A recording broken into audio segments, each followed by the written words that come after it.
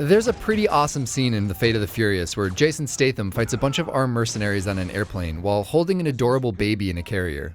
I've always wondered how babies end up in situations like this. What kind of hoops do you have to jump through to cast babies in Hollywood? You're gonna shoot a baby? You sick bastard. Besides babysitting, delivering newspapers, and, wreath making, show business is the only industry that can legally employ children under the age of 14. In fact, they've been in movies almost since the birth of cinema. I hate myself so much. Casting a baby isn't as simple as casting a grown-up actor, though. For one, they don't have to get their shift at Starbucks cover to go to an audition, but mostly because there are some special rules producers have to follow when casting an infant. For example, in California, babies can only be on set for 2 consecutive hours per day, with actual work not exceeding 20 minutes under any circumstances. The state's child labor laws also require that babies be at least 15 days old to be eligible for a work permit, which is good news for babies who can just chill during their literal first days on Earth. But not so good for productions that have scenes with newborns, because the thing is, if you've ever seen a baby that's 2 weeks old, you know that they don't exactly look like a newborn anymore. In order to get past this hurdle, productions often try to cast preemies, who look newborn even when they're the required minimum of 15 days old. And in a lot of places outside California, that's perfectly legal.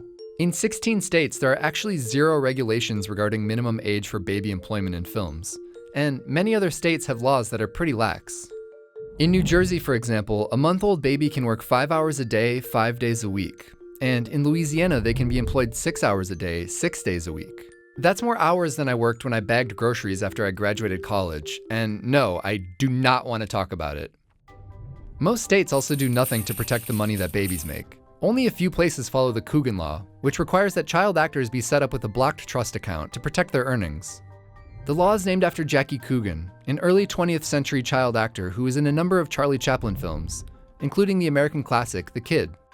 As a child actor, he reportedly earned as much as $4 million, but his parents squandered all his money by the time he became an adult. Because of his shitty parents, moms and dads in these states are required to set aside 15% of their minor's income in a Coogan account, which the child can access at the age of 18. Shooting with babies can be complicated, but the film industry has a way of working around it. I would say 90 to 95% of jobs for babies and toddlers are exclusive to twins and triplets because 2 babies can play 1 character. So there's 2 advantages there. Number 1, you can have them both come to set at the same time. So if twin A gets fussy, then they can call in twin B and they can use the babies back and forth. And the other thing is sometimes production will split their call times. So they'll have 1 baby come in, let's say at 9 in the morning, have another baby come in at 2 in the afternoon. And so it extends their day. Also, half of all twins and almost all triplets are born premature, so productions get more working hours and they look newborn. Sean Penn had a different solution.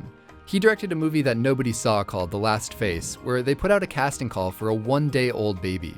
Since they were shooting in South Africa, where you can cast minors with the permission of the Department of Labor, it was totally legal.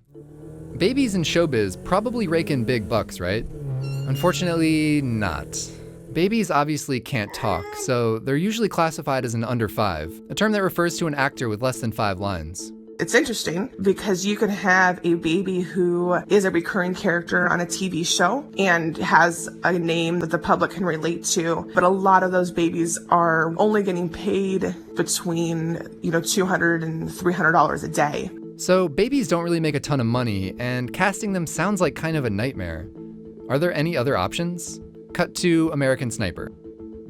Not all of them are as fake as this one, but plenty of productions resort to using fake babies, at least for part of the shoot. Hey! Tend to my daughter, please, right now! It is quite common that, they'll use fake babies for the far away scenes and then, they'll hire a baby when they need a close-up shot or a face shot. And there are robot babies out there that look pretty convincing. And by convincing, I mean terrifying. I never thought I'd use a Mandy Moore clip in one of my videos, but here we go. They have this one robotic baby. It's weird, guys. I have 2 very emotional scenes where I'm talking to a newborn in the hospital, and I go to put my hand on the robotic baby and it's vibrating and making weird movements. Babies on screen aren't going away anytime soon. So until producers find a cheap and easy CGI fix for the baby dilemma, it looks like they'll have to continue to work within the regulations that are set up. Or they'll just cast demonic robot infants who will destroy us all.